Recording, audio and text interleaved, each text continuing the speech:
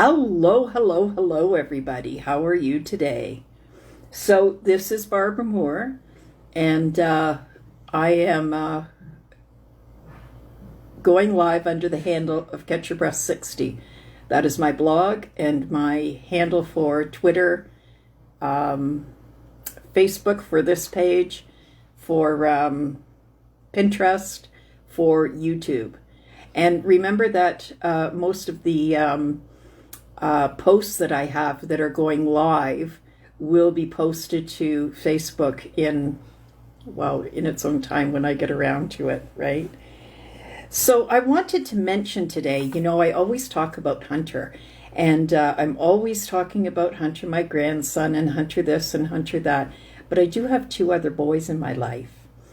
And this is Kieran and Landon, and they are my son's special boys. They are not his, but he is helping to raise them. And these little guys, they come to see me all the time. And they'll pop in with my son. They'll come for sleepovers. When they come for my birthday or for Mother's Day or for anything like that, they always come and bring me licorice. I love these little guys. And when they come for sleepovers, they'll get up and they'll cook breakfast and everything, right? So I just wanted to put a shout out there to Kieran and Landon because I rarely talk about them, but they are a big, important part of our life. And it's so nice to have little boys around. Like, little boys are just, out of this world. I don't have any girls, and I would actually love a girl if anybody wants to donate one. So those are the three boys in my life, Kieran, Landon, and Hunter. So last week we talked about brains. Oh my God, brain power. And I had a lot of feedback from that post that I put up last week's live. So if you haven't seen it or you didn't listen to it, go back and have a look at it, because today's like part two, if you will. So this is about a article that I was reading in Mindfulness Magazine, which is a magazine that I get 3 or 4 times a year. I'm not sure how many times I get it. It's about $10 in the US and about $12 in Canada, but it's really worth it. It's a great magazine. So it's called Mindfulness. And this article was from Lisa Feldman Barrett, who is a neuroscientist and a psychologist. And she challenges us to think about our brain as not a thinking organ. It's not a thinking organ. We think that our brain thinks up all of these things that, memories and everything that we have. But in fact, our brain is a prediction machine, which is based on vivid hallucinations of sense and memory.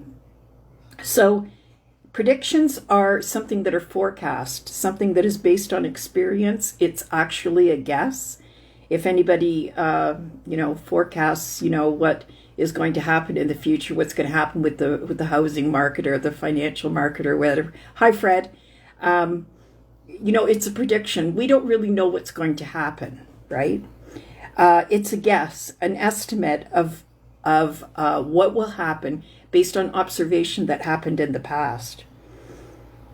Our brain, when it reconstructs something for us, it talks about what happens inside of us as well as outside of us. So my husband cooks a pork roast, and pork tenderloin, and he does such a fabulous job on it.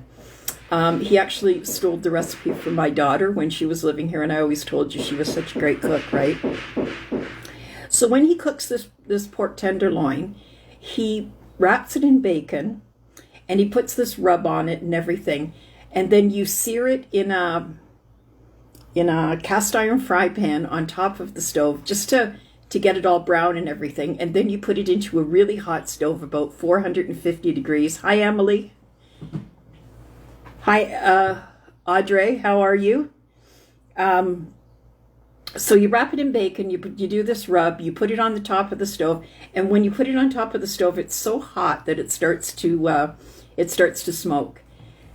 And of course, when it goes into the oven, it really starts to smoke because it's pork and it's got, some fat in it and everything, right? So when my daughter used to cook this recipe, she would cook it about once a week or once every second week. And she would say to me, Mom, go out on the porch. I'm going to put the roast in, right? So I would go out on the porch and she would call me when the house was all, aired out and everything and come in for supper. So now when my husband does it, we automatically anticipate that something's going to happen or that I'm going to get short of breath or whatever. And we run around opening all the windows because this is a prediction of what happened in the past, and we're predicting whether it's going to happen again. Sometimes it doesn't bother me, but I still go through the process of being short of breath and acting as if it does. So my brain's telling me that what happened in the past is likely to happen again.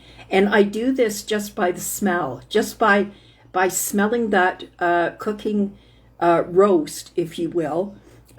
It causes all of these memories to come back. And this is what she's talking about, right? That it's not a thinking, or we're not thinking about this. What we're doing is we're basing it on predictions. We're basing how we will react to the situation. We're basing it on things that happened in the past. So for me, getting to the car is a big deal, right? This is always my anxiety, is getting to the car. And because I don't really like to go out anyways, and I could actually stay in my house forever, which helps, through COVID and everything, right? Because we can't go anywhere. And by the way, in Southern Ontario, we are in lockdown. And we can't go anywhere anyways because the lockdown has been extended till the end of May. So that means that there's no stores open, no churches open, no golf courses are open. You can't go anywhere. You can't eat in a restaurant. There's absolutely nothing. So it helps me, although it's driving other people absolutely out of their mind. Yeah, Heather, I wonder what that is with you. I thought that might have been COVID, eh?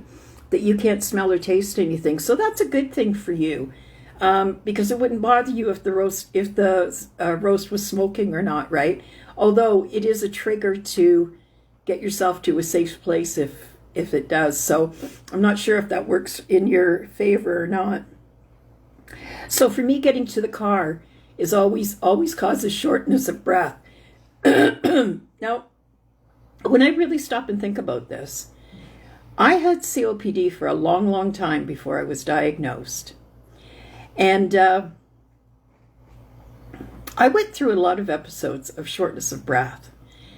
In those days when I was doing that and hiding my COPD from everybody, I was suffering from shortness of breath. And I'm just watching the cat from next door come into my yard. One of these days, the dog's going to get her, I'm telling you. So I went through a lot of shortness of breath episodes without oxygen and without the knowledge that I have today. And I never panicked. Isn't it funny? All those years, and I never panicked over being short of breath. I just got over it and I went and did what I have to do. Now, because we have oxygen and we know what's going on and what could happen, and we've probably been through the worst of it, our brain reacts all the time, every time we get short of breath. And it brings us back to that time when we got short of breath and something really, really bad happened, right? So for me, that would be shortness of breath would cause, and it would usually be in the winter, and it would cause my lungs would collapse. And they'd have to call an ambulance, and I'd wake up the next day on a ventilator or just having the ventilator removed. So for me, it's a big deal, right? I know, and I hear some people saying, that they get into the car and they drive. And I'm like, really? You get into the car and you drive? Like, how do you catch your breath and all of that stuff, right? But now I'm wondering if I really am that short of breath, or whether it's like, just a memory that my brain is playing with me, right? So my question to you is this. Do you have the strength and the courage to change these predictions to a new reality? We can all do this because we are strong people. We're baby boomers, most of us. We've worked hard all of our lives.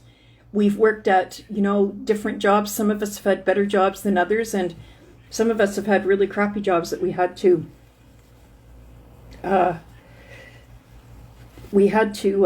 persevere and make ends meet, right?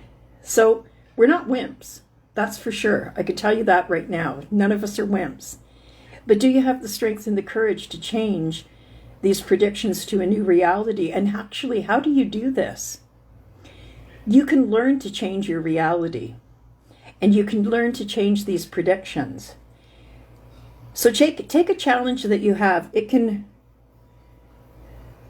Yes, Carol went camping last weekend, and my God, if Carol can go camping and have that much fun, I want to do it this year. Now, you're encouraging me, Carol, to get on with it and get past these limitations that I put on myself, because you did it and you were so successful and you had such a great time. You must do a story about it because it's absolutely fabulous. So we know that we can learn to change this reality. We can change our reality, or what we think will happen, right? So when I go down the stairs and I know that I'm going out to the car, I know that I have to stop and catch my breath, and my husband paces back and forth, and he starts the car and then he turns it off, and it takes me a little bit longer and that sort of thing. I can change that reality if I really, really think about it. So let's talk about how you change this reality. Take a challenge that you have. So it can be showering, bathing. Last week I took a bath. Oh my God, it was so good. It felt so good to take a bath. And I figured a way to get out of the bathtub on my own. And I was a little short of breath when I got out of there, but I was good. And just having a bath felt so good. Like, it's been so long since I've had a bath, right? So taking a shower, taking a bath, getting dressed, mopping the floors, whatever it is that you have a challenge with, spend 5 minutes per day with it. Consider it. Try to understand it. Figure out if this is worth the effort that you're putting into it. I know that when I started rehab, I started doing breathing exercises. And what I started to do was Tammy, you can't be afraid. Tammy says that she's afraid to do anything since her heart attack 4 weeks ago.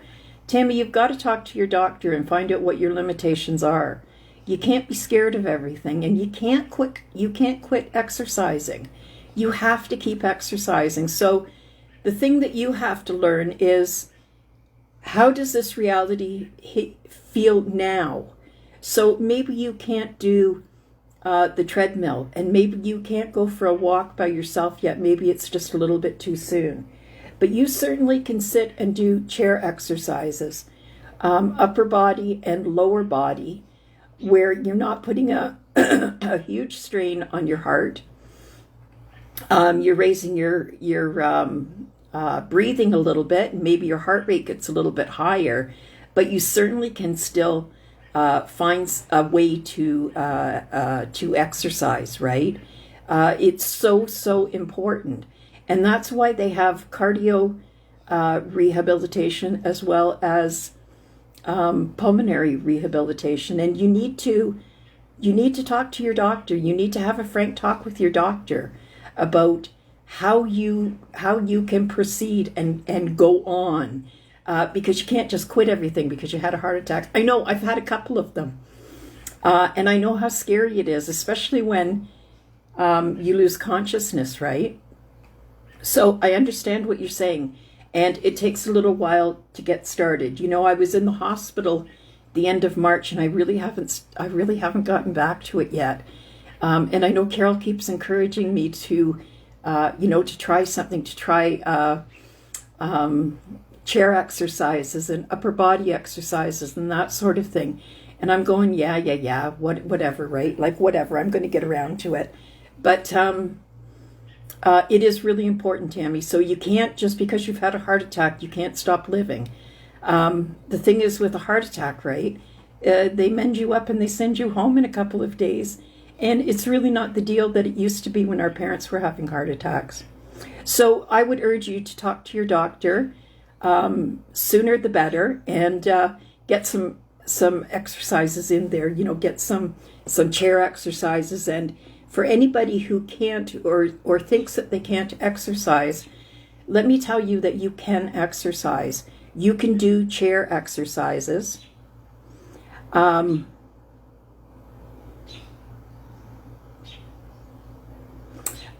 can do chair exercises. You can do chair yoga, upper body exercises, right? Something where you're not straining your heart too much. You don't want to get your heart rate up too high just yet until you see the doctor, right? So if you practice it, you can do it. And you can make your go-to practice, which I did with breathing exercises. So once I learned to breathe, to keep my shoulders down, and